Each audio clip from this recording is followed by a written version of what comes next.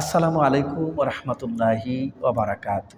কাছে দূরে দেশে ও প্রবাসী সম্মানিত দর্শক যারা দেখছেন এবং শুনছেন, আজকে আপনাদের সম্মুখে গুরুত্বপূর্ণ একটি বিষয়ে আলোচনা করব। সেটি হলো সন্তান লাভের ৫টি পরীক্ষিত আমল আমি আপনাদেরকে দিয়ে দেব ইনশাআল্লাহ। ইনশাআল্লাহ, ইনশাআল্লাহ। আপনার ছেলের অভাব আল্লাহ তাআলা আপনাকে ছেলে দিয়ে দিবে। আপনার মেয়ের অভাব আল্লাহ তাআলা আপনাকে মেয়ে দিয়ে দিবে। অর্থাৎ সব কিছুর অভাব পূরণ করলে হলো হচ্ছেন একমাত্র আল্লাহ সুবহানাহু ওয়া তাআলা। তিনি ছাড়া আমাদের কোনো অভাব কেউ পূরণ করতে পারে না, পারবে না।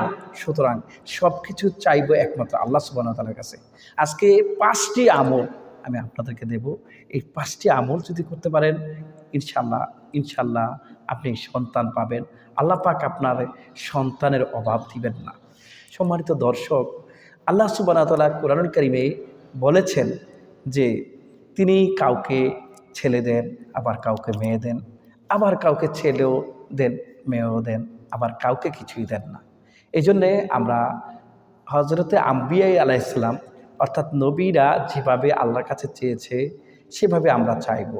আল্লাহ সুবহানাহু ওয়া তাআলা এই পৃথিবীতে এমন এক্সাম্পল উদাহরণ সেট করে দিয়েছেন যে সময় কারো কোনো সন্তান হওয়ার কথা না, কিন্তু তাদের মাধ্যমে আল্লাহ তাআলা সন্তান দিয়েছেন। এগুলো পরীক্ষিত আমল। ইনশাআল্লাহ, ইনশাআল্লাহ এই ৫টি পরীক্ষিত আমল করবেন, ইনশাআল্লাহ আল্লাহ সুবহানাহু ওয়া তাআলা আপনাদেরকে সন্তান দিয়ে দিবে।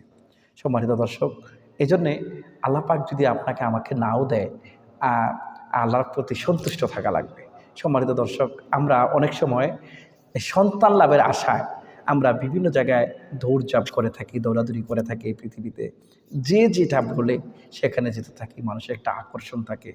একটা সন্তান, আহারে কোটি কোটি টাকার মালিক, কিন্তু একটা সন্তান নেই। কে খাবে আমার এই সম্পদ? কে আমাকে জানাজা দিবে? কে আমাকে কবরে নামাবে? এই যে পেরেশানি আমাদের ভিতরে কাজ করে। সেজন্যে আমরা একটা সত্য বাচ্চা দেখলে তাকায় থাকি তার দিকে ফেল করে। কি আকর্ষণ! আহারে আমার যদি এরকম একটা ছোট্ট সন্তান থাকতো, আমাকে বাবা বলে ডাকতো, আমাকে মা বলে ডাকতো। এই যে পেরেশানি, এই পেরেশানি থেকে দূর হওয়ার জন্যে যখন আমাদের সন্তান হয় না, তখন কিন্তু আমরা বিভিন্ন সময় বিভিন্ন দিকে গিয়ে থাকি।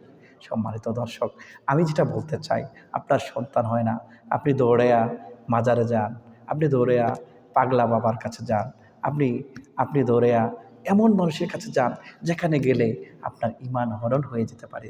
আপনার এই দামি ঈমান, যে ঈমানের কারণে আপনি একদিন জান্নাতে যাবেন। ঈমান না থাকলে আপনার আমলের কোনো দাম হবে না। আমরা এমন কোনো কাজ করব না যে কাজের কারণে আমাদের ঈমান চলে যাবে।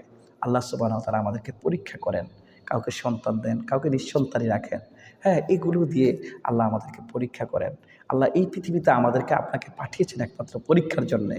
সেজন্যে সম্মানিত দর্শক, আমরা বৈধ উপায়ে চেষ্টা করব আমাদের নেক কাজগুলো, আমাদের কাজগুলো এগিয়ে নেওয়ার জন্য, সলভ করার জন্য। আমরা অবৈধ কোনো পন্থায় যাব না। দুনিয়াতে কেউ যদি অসুস্থ হয়, সে বৈধভাবে ডাক্তারের পরামর্শে অথবা বৈজ্ঞানিক উপায়ে সে চিকিৎসা নিতে পারবে, সুস্থ হতে পারবে। আবার অনেকে অবৈধভাবে কোনো কাজ করলেও সে ভালো হতে পারে, সুস্থ হতে পারে, কিন্তু অবৈধভাবে কাজ করার কারণে তার অনেক বেশি গুনাহ হয়ে যাবে, ঈমান চলে যেতে পারে। আমরা এমন কোনো কাজ করব না যে কাজ করার ফলে আমাদের ঈমান চলে যায়। আমরা সন্তান যাদের নাই, আমরা কোনো ল্যাংটা বাবা, পাগলা বাবা অথবা কোনো মাজারে যাব না, মাজারে গিয়ে দ্বারস্থ হব না যে বাবা আমাকে সন্তান দেন। তারপরে বিভিন্ন জায়গায় আমরা যাব না। আমরা সরাসরি আল্লাহর কাছে চাইব। সেই প্রক্রিয়া কিন্তু আল্লাহ সুবহানাহু ওয়া তাআলা দেখিয়ে দিয়েছেন। আমি আপনাদেরকে ২টা উদাহরণ দিব। হযরতে জাকারিয়া আলাইহিস সালাম এবং ইব্রাহিম আলাইহিস সালামকে আল্লাহ সন্তান দিয়েছেন। জাকারিয়া আলাইহিস সালামের সম্পর্কে ২টা জায়গায় আল্লাহ ২টা দোয়ার কথা বলেছেন। সূরা ইমরানের ৩৮ নম্বর আয়াত এবং ৭৯ নম্বর আয়াতে হযরতে জাকারিয়া আলাইহিস সালাম বলেছেন যে এই আয়াতে আল্লাহ তাআলা কি বলেছেন, যে এই ৮৯ সূরা ইমরানের ৩৮ নম্বর আয়াতে আল্লাহ বলেছেন, রব্বি হাবলি মিল্লাদুনকা যুররিয়াতান তাইয়্যিবাতান ইন্নাকা সামিউদ দুআ। এই দোয়া আল্লাহ শিখিয়েছিলেন, যে তিনি বলেছিলেন রব্বি হাবলি মিল্লাদুনকা যুররিয়াতান তাইয়্যিবাতান ইন্নাকা সামিউদ দুআ। আপনি চাইলে এই আয়াত বেশি বেশি পড়তে পারেন। অন্যত্র আল্লাহ তাআলা বলেছেন যে সূরা আম্বিয়ার ৮৯তম আয়াতে, যে রব্বি লা তাজারনি ফারদান ও আংতা খায়রুল ওয়ারিসিন। এই দোয়াটা অত্যন্ত হৃদয় বিদারক এবং অত্যন্ত মানে বিস্ময়কর একটা দোয়া। তিনি বললেন যে আল্লাহ, যে রব্বি লা তাজারনি ফারদান, আপনি আমাকে একা একা ছেড়ে দিয়েন না। ওয়াংতা খায়রুল ওয়ারিসিন, আর আপনি হচ্ছেন উত্তম ওয়ারিস। সুতরাং আপনি আমাকে উত্তম ওয়ারিসের দিতে পারেন, সুতরাং আপনি আমাকে একা একা ছেড়ে দিয়েন না। তিনি তার কাছে কত সুন্দর ভাষায় নম্রতার সাথে বদ্ধতার সাথে সন্তান চাইলেন। অন্যত্র সূরা সাফফাতের 100 নম্বর আয়াতে হযরত ইব্রাহিম আলাইহিস সালাম কত সুন্দর করে চাইলেন, রব্বি হাবলি মিনাস সালিহিন, আল্লাহ আমাকে একটা নেককার সন্তান দাও। হযরতে ইব্রাহিম আলাইহিস সালামকে আল্লাহ ইসমাইলের মতো একজন ধৈর্যশীল উত্তম সন্তান দান করেছিলেন। আর হযরতে জাকারিয়া আলাইহিস সালামকে আল্লাহ দান করেছিলেন ইয়াহইয়া আলাইহিস সালামকে। কত সুন্দর উদাহরণ আল্লাহ কুরআনুল কারীমে দিয়েছেন। কেন দিয়েছেন? আমরা যেন আমাদের নিঃসন্তান যাদের সন্তান হয় না, আমরা যেন তাদের মতো করে আল্লাহর কাছে চাইতে পারি, বেশি বেশি করে ইবাদত করতে পারি, বেশি বেশি করে আল্লাহর কাছে চাইতে পারি। এতে করে আমাদের দুটা ফায়দা, এক হলো সন্তানের জন্য আল্লাহর দ্বারস্থ হওয়া, আরেক হলো ইবাদত বেশি বাড়িয়ে দেয়া। আল্লাহ তো বান্দাকে কষ্ট দিয়ে বিভিন্ন সময়ে তার দিকে ফিরিয়ে নিয়ে আসেন। এটাও তো হতে পারে আমার সন্তান হয় না মানে আমাকে বেশি ইবাদত করতে হবে, আল্লাহর কাছে বেশি চাইতে হবে। আর না হয় সন্তান হলে তো আমি আল্লাহর কাছে চাইতাম না, সম্পদ হলে তো আমি আল্লাহর কাছে চাইতাম না।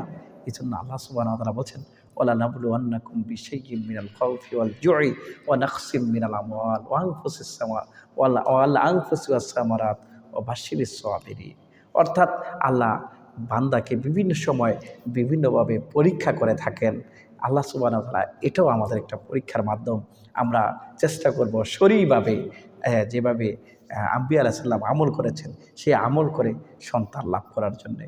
এজন্যে সূরাতুল ফুরকানে কিন্তু আল্লাহ তাআলা বলেছেন, সূরাতুল ফুরকানের ৭৪ নম্বর আয়াতে আমভাবে দোয়া শিখিয়েছেন, রব্বানা হাবলানা মিন আজওয়াজিনা ওয়া যুররিয়াতিনা কুররাতা আয়ুনিন ওয়াজআলনা লিল মুত্তাকিনা ইমামা। এখানে কত সুন্দর কথা বললেন, রব্বানা হাবলানা মিন আজওয়াজিনা, হে আমাদের রব, আমাদের পরিবার পরিজন থেকে, স্বামী স্ত্রী থেকে আমাদেরকে সন্তান দেন, এমন সন্তান যে সন্তান চক্ষু শীতল হয়ে যাবে আমাদের।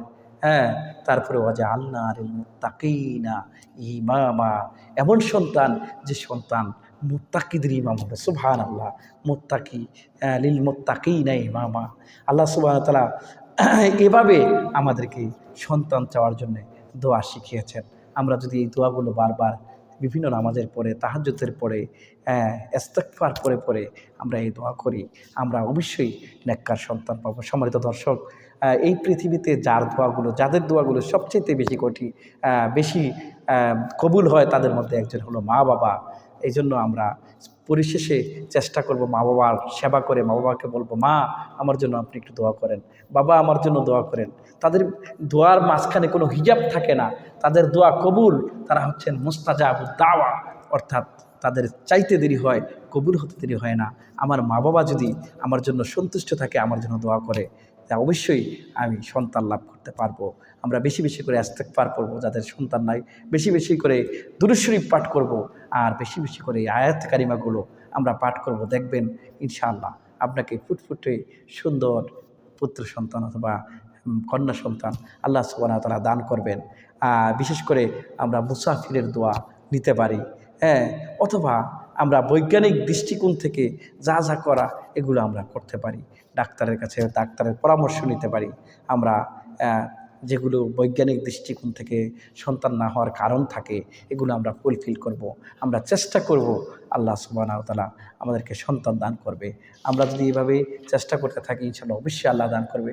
আর যদি আল্লাহ নাই দেন, আল্লাহ তো বলেছেন যে ইয়াহাবুলি মাইয়াশা, ওই একটা আয়াত আছে যে আল্লাহ বলেন যে আমি তোমাদেরকে কাউকে কন্যা সন্তান দান করি, আবার কাউকে ছেলে সন্তান দান করি, আবার কাউকে কন্যা সন্তানও দেই, ছেলে সন্তানও দেই, আবার কাউকে কিছুই দেই না। আপনার আমার ভাগ্যে যদি থাকে ভালো কথা, আল্লাহ পাক দিবে, আমাকে সবুর করতে হবে। আর যদি না থাকে এটা নিয়ে এত পেরেশান হওয়ার কিছুই না। আল্লাহ সুবহানাহু ওয়া তাআলা সব কিছুর ভালো মন্দের সব কিছুর মালিক। তিনি হয়তো এর চাইতে উত্তম যা যা আপনাকে আমাকে দান করে দিবেন আখিরাতে, সে আশায় আমাদেরকে সঠিকভাবে সঠিক নিয়মে আল্লাহর কাছে চাইতে হবে।